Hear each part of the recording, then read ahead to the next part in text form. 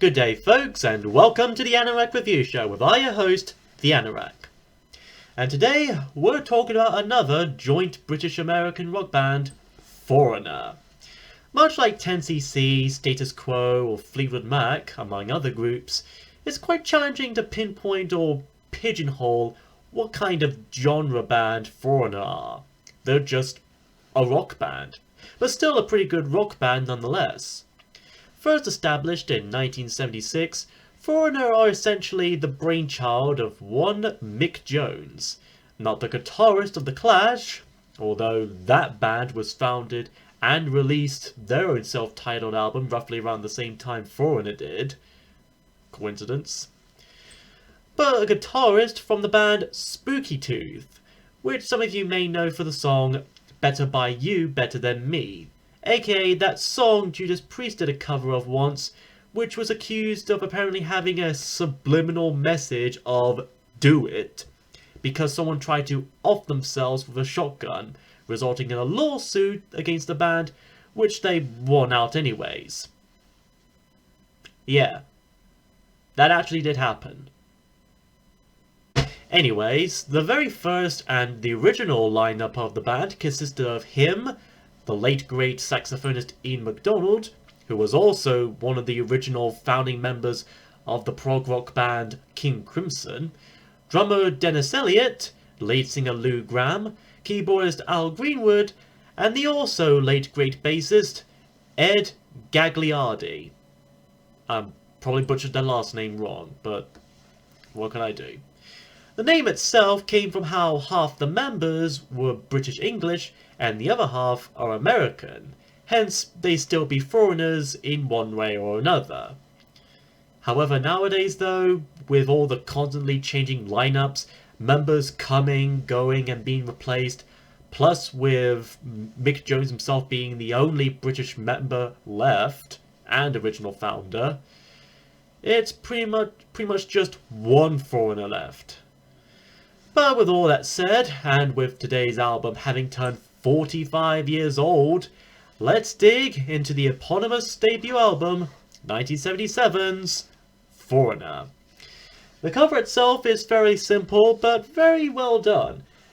A very beautifully done illustration of our band members in front of what is clearly a train track, and as we can see from behind, we can just see the train just kind of speeding past them with all the speed lines and whatnot.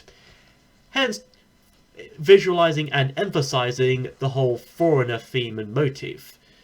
Although, considering the distance between them and the speed lines, they must have jumped off that train really fast, landed safely with all their baggage and luggage, and stand perfectly still in that really good pose.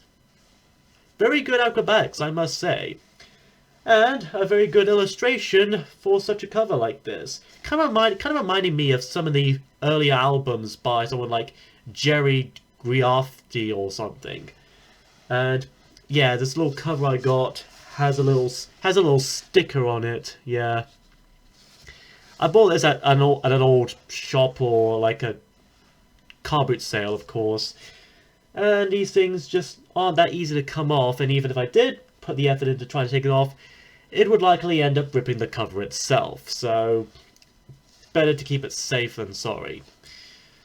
But with that little analysis of the cover out the way, let's delve into the music itself and see if it still holds up after 45 years. We begin the album with Feels Like the First Time. A bit of a fitting name, in fact, I must say. This song feels like the first time, because not only is it the first song of the album, but it's also the first single from it, and it's possibly among the very first songs Foreigner worked on.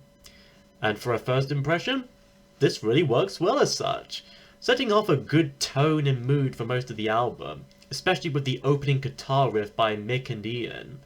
Lou then comes in with the first verse, singing over Al's organs, Ed's bass, and Elliott's snare and hi-hat, about how he'd climb any mountain and sail across storm seas just to show how much particular love means to him.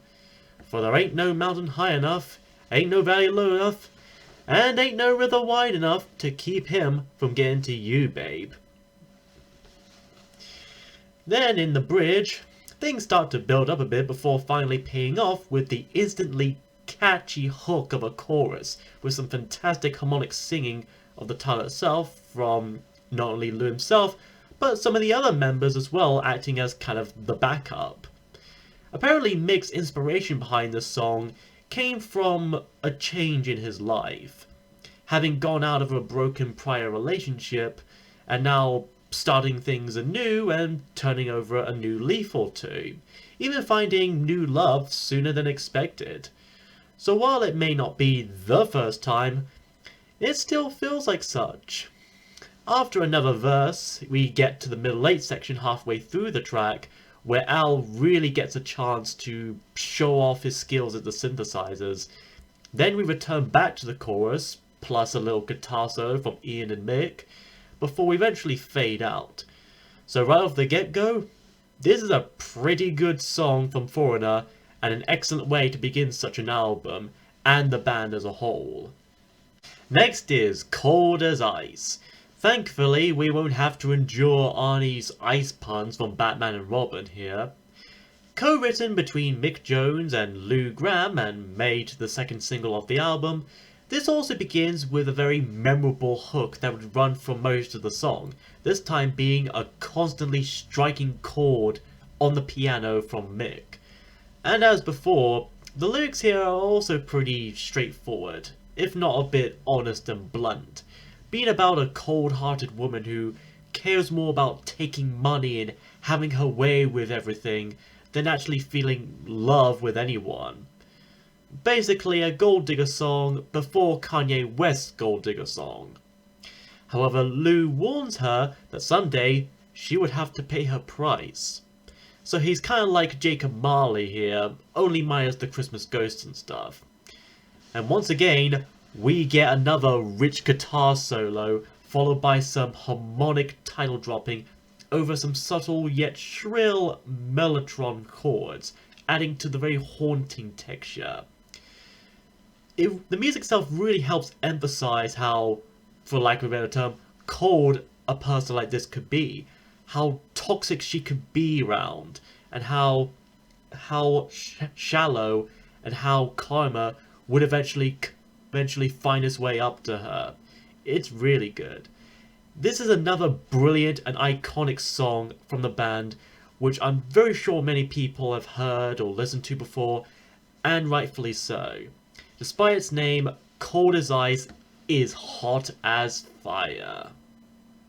While the first two songs so far could be connected in some way thematically, the first being about finding a new chance in love and life after a breakup, and the second being about the woman he broke up with prior, the next track, Star Rider, is quite different in a way, both musically and lyrically.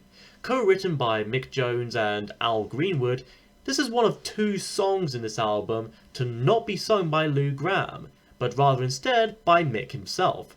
And I think his vocals really work and fit well here. Starting off with some acoustic guitar strumming and Ian flutes playing, it instantly reminds me of King Crimson with a bit of Hawkwind, Boston and Genesis in there. Which is fitting, I suppose.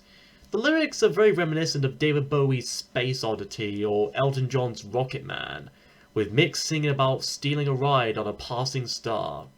Turns out that the shooting star was a space taxi, and now it demands Mick to pay for the ride. Then, at the 1 minute mark, we get some dramatic strikes of chords, plus some increasing suspenseful drum rolls. Then we come to the chorus, which almost sounds like an awesome rock and roll take on Twinkle Twinkle Little Star. Star Rider, take me to the stars. Star Rider, show me where you are. And in the next verse, Mick mentions the Northern Lights and how they flashed by and then they were gone. Apparently, Principal Skinner managed to steal the Aurora Borealis and localized it inside his kitchen. However, some of the last lines do add an extra layer of mystery, as already mysterious the song is. All control is in the hands of those who know. Will they help us grow to one day be Star Riders? So, could this be about an alien or some aliens coming down to Earth with highly advanced tech and everything and guiding us to achieve such advancements, especially time travel? Who knows? That's just one reason why I'm liking this song. Already being distinct from the previous two songs and even most of what would come later, this is a pretty underrated Foreigner song, and it deserves better love, theory, attention, and appreciation. Then we immediately return back to some form of rock and roll comfort zone with Head Knocker. So is this like a spin-off to Stephen King's Tommyknockers? Anyways, this song was co-written between Mick and Lou, some way like a throwback to the 50s without necessarily sounding like it came from that period of time, with Lou Gramm referencing James Dean, 57 Coupes, and the song Louie Louie, among a few other things. Lou then goes on to warn us about this titular head knocker, and how if we look at his lady the wrong way, he teaches a lesson or two if he catches us messing. A lesson in geometry. The word itself, head knocker, could obviously refer to knocking out someone unconscious, or something more similar to headbanging, since he's also described as a dedicated rocker.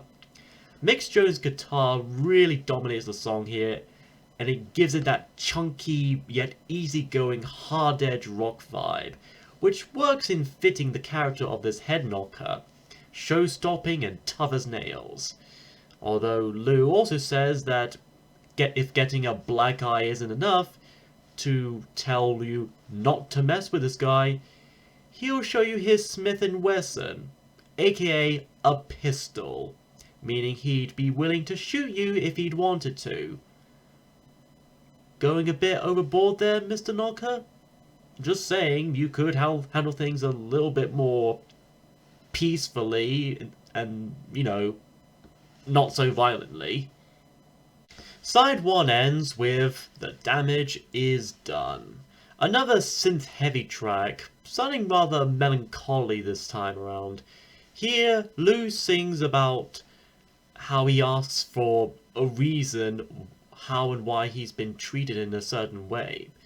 Then he has enough and says how he won't play all the games anymore, for the damage has been done. The head games, if you will. This is likely referring to the same woman/subject as Cold as Ice, as they both are about, or at least they allude to, abusive and toxic women, especially at the downfall of a relationship they're in.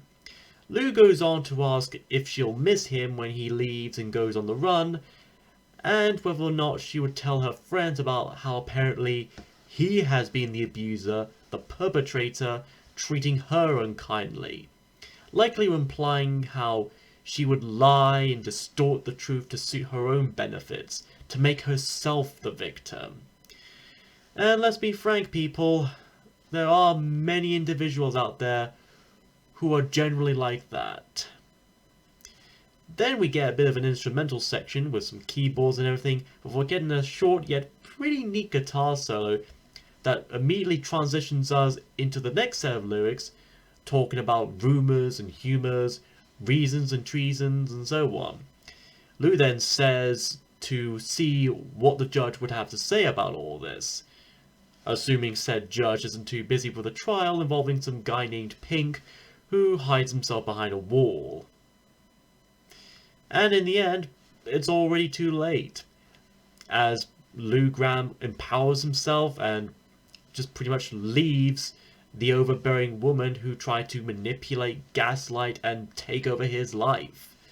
And we close out with another guitar solo, sounding both awesome, yet somewhat mellow and tragic, and even a bit weary and bittersweet as well, before Lou ends things out with one last sing of The Damage Is Done in a quiet a cappella form.